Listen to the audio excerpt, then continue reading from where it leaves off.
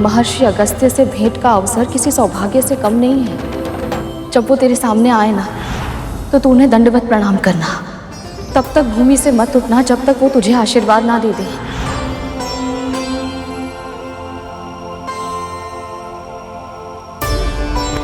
प्रणाम महर्षि। उठो बालक। क्षमा कीजिए, परंतु जब तक आप अपना हाथ मेरे शीश पर आशीर्वाद के रूप में नहीं रख देते, मैं नहीं उठूंगा।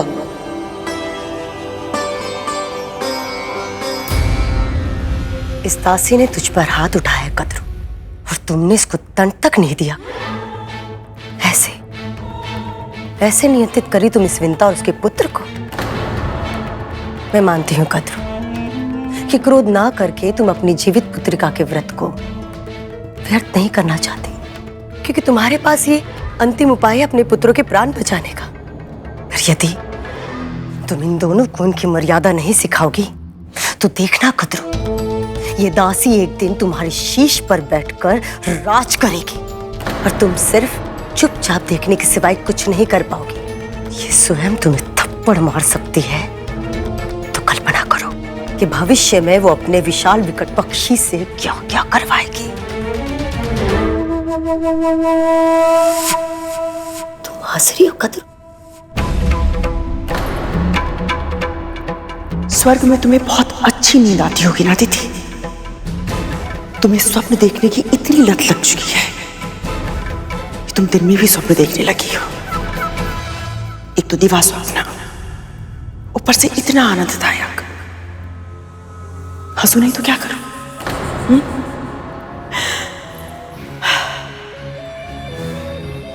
मैं तो कल्पना भी नहीं कर सकती कि ये तप्पू विंता, जिसका हर दूसरा शब्द क्षमा कर दीजिए से प्रारंभ होता है, वो कभी मेरे सामने शीश उठाकर राज भी कर पाएगी। वो मेरे समक्ष एक चींटी के समान है। जैसे एक चींटी अपने भार से सहस्त्र गुना अधिक भार उठाकर चलती है, वैसे ये भी कभी अपराध बोध का, कभी अपने वचन का, कभी अपनी अच्छाई का और कभी दया का बोझ उठाकर अपने शीश पर लाद कर चलती है। ये मेरे सामने अपना स्वर उठाए, असंभव है। ये असंभव।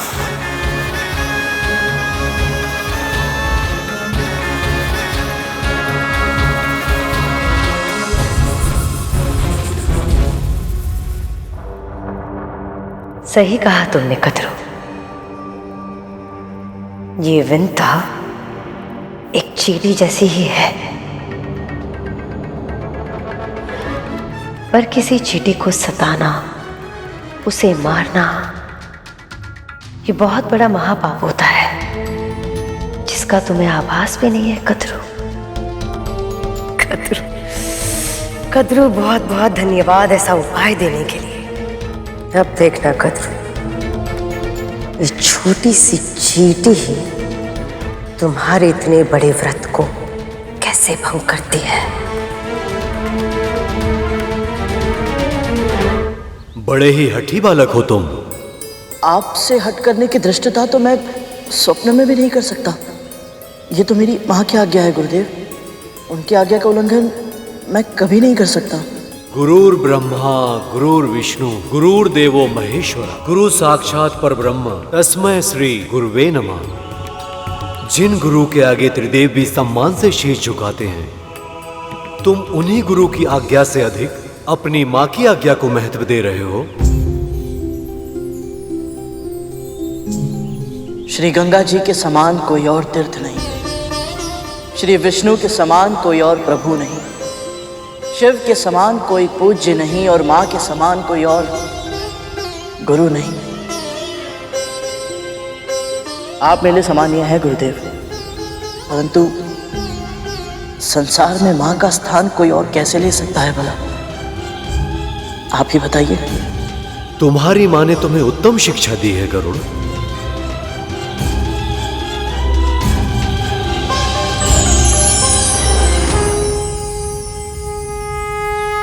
कल्याण हो गरुड़।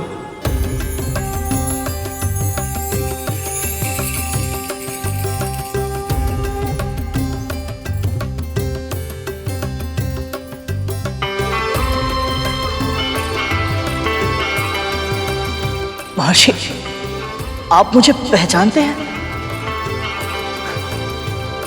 मेरी माँ ने बताया था आप सर्वज्ञाता है, सब कुछ जानते हैं, परंतु स्वयं आपकी महानता का अनुभव करना अद्भुत है मेरे लिए। आप कैसे? जीवित पुत्री का व्रत के लिए नोनी का साग लेने आए हो ना?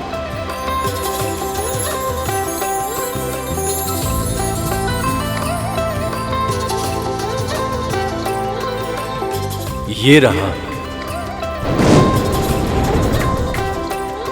ले लो।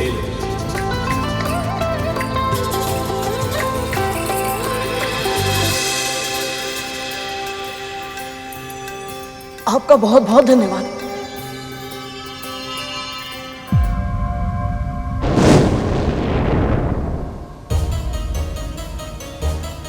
महर्षि,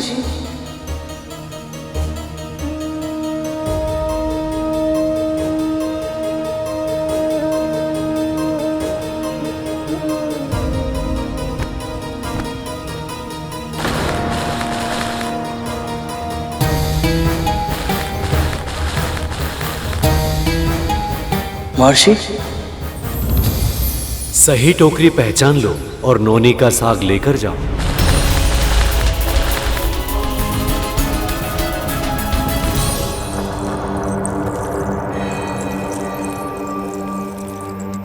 राहु, ये नाग का बिल देख रहे हो, इसमें हाथ डालो। माँ, अब मैंने क्या किया? मुझे किस दोष का दंड दे रही हैं आप? दोष, दंड? क्या कह रहे हो तुम? माँ, ये दंड ही तो है। मैं नागों के बिल में हाथ डालूंगा तो नाग डस लेंगे मुझे। नाग डसने के लिए बिल में भी तो होने चाहिए ना राहु। वो महल में है, अपने अर्धमृत्यु भाइयों की सेवा कर रहे हैं, समझे? हाँ, पर फिर ये सब क्यों? चींटियां चाहिए मुझे। हाँ, मुझे तो लगा था गोबर उठाने से अधिक विचित्र कार्य है और कुछ नहीं है, पर आपने तो उससे भी अधिक विचित्र कार्य दे दिया मुझे। माँ, चींटियां क्यों चाहिए आपको? बकवास मत करो, व्यर्थ के प्रश्न पूछकर समय मत नष्ट करो। जो कह रही हूं करो, हाथ डालो।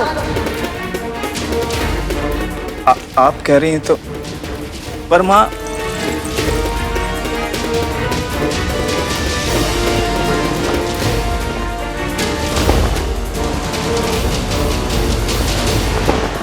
छी, माँ, ये चींटियां कैसे चल रही है मेरे तन पर?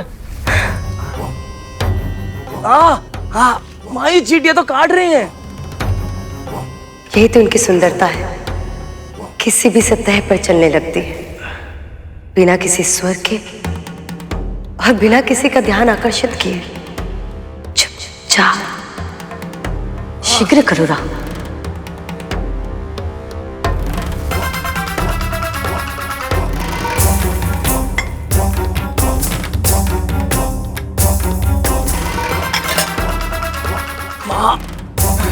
पकड़ो, अब चलो।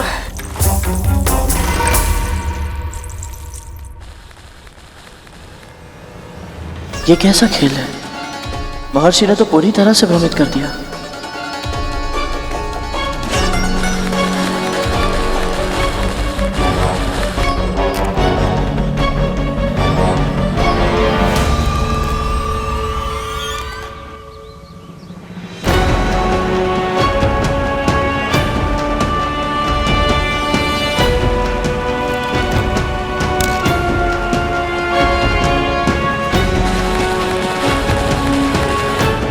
ये अंतिम अवसर है गुरु। यदि तुमने इस बार चूक कर दी तो तुम्हें नोनी का साग लिए बिना ही लौटना होगा।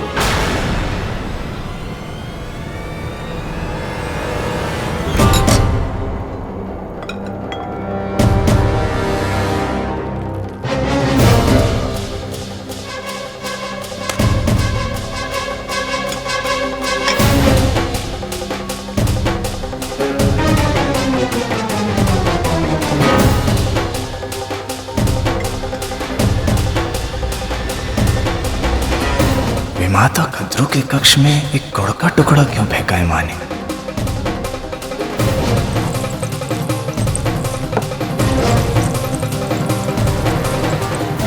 राहु, पकड़ो इसे ध्यान से।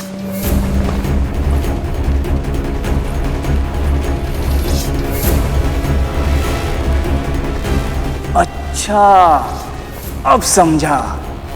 विमाता कद्रू इस चटाई पर लेटेंगी और उनके भार से दबकर सारी चींटियां अवश्य मर जाएंगी और उन्हें जीव हत्या का महापाप लगेगा और उनका व्रत भंग हो जाएगा। वाह मां वाह। नहीं रहा, इतनी शीघ्र प्रसन्न मत हो। इस कार्य को सफलता तब मिलेगी जब कद्रू विंता से दूर रहेगी और ये कार्य तुम करोगे। अवश्य मां। जाओ।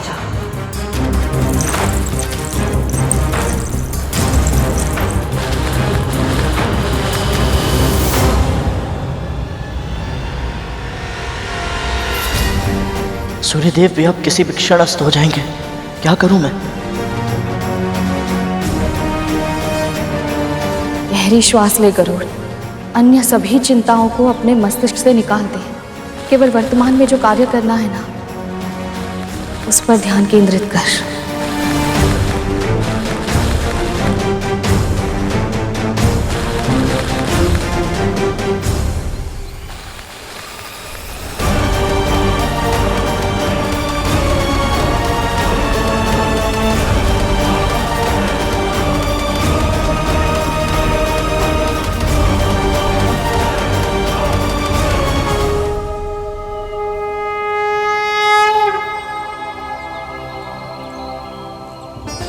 क्षमा करें गुरुदेव, मैं समझ गया।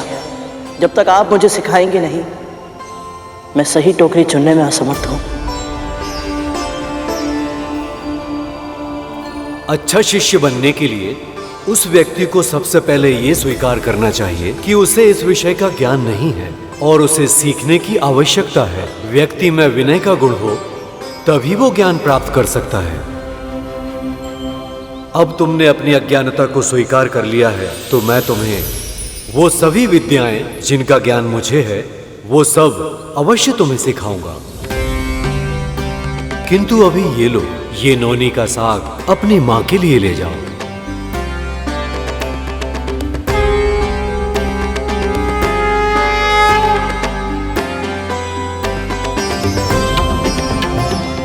आपका बहुत बहुत धन्यवाद मौसी।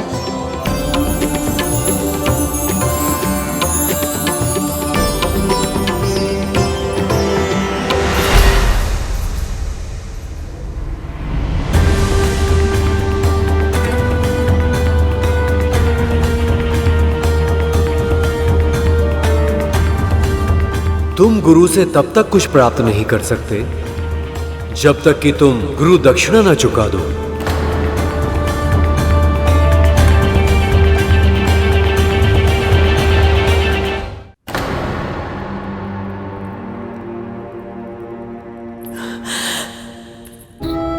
मैं जानती हूं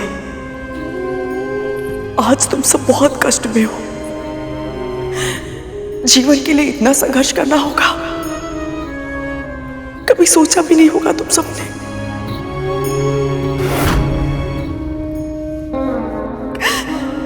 और इस संघर्ष में इतनी आसानी पीड़ा, इसकी तो कल्पना भी नहीं की होगी। किंतु स्मरण रहे, तुम सबने कद्रू की गर्भ से जन्म लिया है। इस सृष्टि में आने का एक ही उद्देश्य है तुम सबका, त्रिलोक पर शासन करना। तुम सब हार नहीं मान सकते। नहीं, अपने आंतरिक बल को संचित करो मेरे पुत्रों, संचित करो।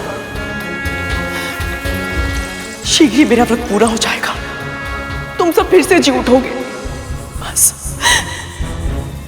तब तक के लिए। कद्रू, ये सब तुम्हें सुन नहीं सकते। पर क्यों दीदी? जब डिम्बे थे तब तो सुन लेते थे ना। फिर अब मेरा स्वर इन तक क्यों नहीं पहुंचेगा? हाँ,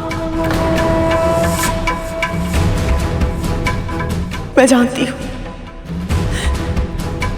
अभी ये केवल मुझे उत्तर नहीं दे रहे हैं, किंतु मुझे पूरा विश्वास है ये सब मुझे सुन पा रहे होंगे। कद्रू, तुम्हारे मन में जो बवंडर उमड़ रहा है उसका अनुमान है मुझे, पर यदि तुम पीड़ा में इस तरह डूब जाओगी तो तुम्हारे पुत्र को स्थिति से बाहर निकलने के लिए जो उपाय है, तुम्हारा व्रत कैसे कर पाओगी? पूरे दिन से तुम कितना थक गई हो, तुम्हें आभास भी है नहीं ना? और कल तुम्हें ब्राह्मणों का भोज का आयोजन भी तो करना है। अब चलो चलो कद्रू, विश्राम करो। माँ, मैं जानता हूं आपका मन विचलित है, पर माँ, तन को नींद की आवश्यकता होती है। अभी आपका व्रत समाप्त नहीं हुआ, कल आपको ऊर्जा की अधिक आवश्यकता पड़ेगी। जी माँ, अपने लिए ना सही, हमारे लिए, हमारे भाइयों के लिए स्वयं के ऊपर इतना अत्याचार मत कीजिए माँ। चलिए तनिक विश्राम कर लीजिए।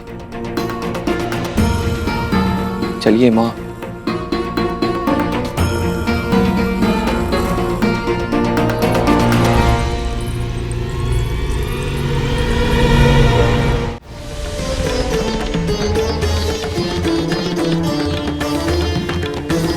आप जैसे महान सर्वज्ञाता महर्षि को भला मैं क्या दे सकता हूं?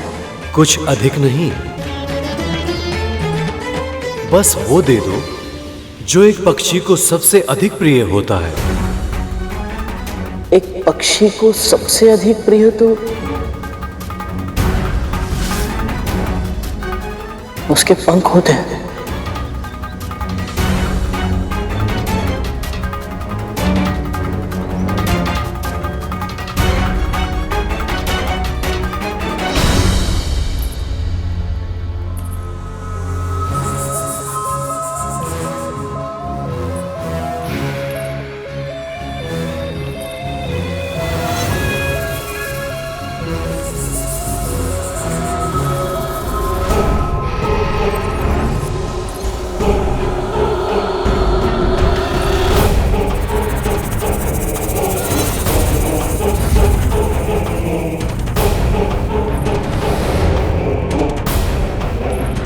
जैसे ही कद्रू इस आसन पर विश्राम करेगी, उसके भार से अनेक चींटियां मर जाएंगी और जीवित हत्या के दोष में उसके जीवित पुत्रिका का व्रत टूट जाएगा।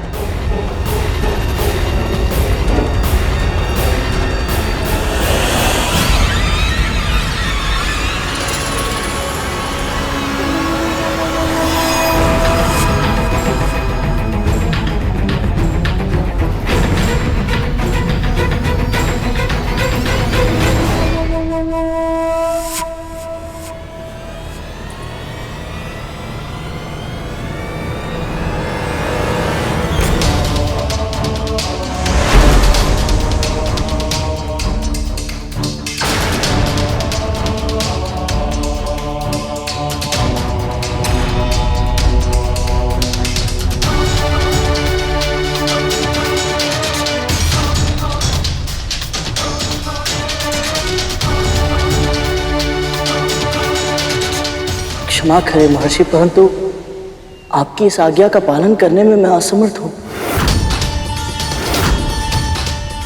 मुझे लगा था तुम में इतने संस्कार तो अवश्य होंगे कि तुम अपने गुरु का सम्मान करोगे, अपने कर्तव्यों का पालन करोगे और अपने वचन को पूरा करोगे, पर तुमने मुझे निराश किया है गरुड़। नहीं नहीं गुरुदेव, मुझे क्षमा कीजिए। मेरे कहने का ये अर्थ नहीं था कि मैं आपको गुरु दक्षिणा नहीं देना चाहता। मेरा तात्पर्य तो बस ये है कि मैं चाहकर भी आपको दक्षिणा नहीं दे पाऊंगा।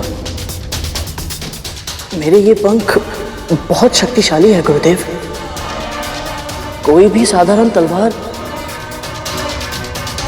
इन्हें काट नहीं सकती। ये कोई साधारण तलवार नहीं है गरुड़।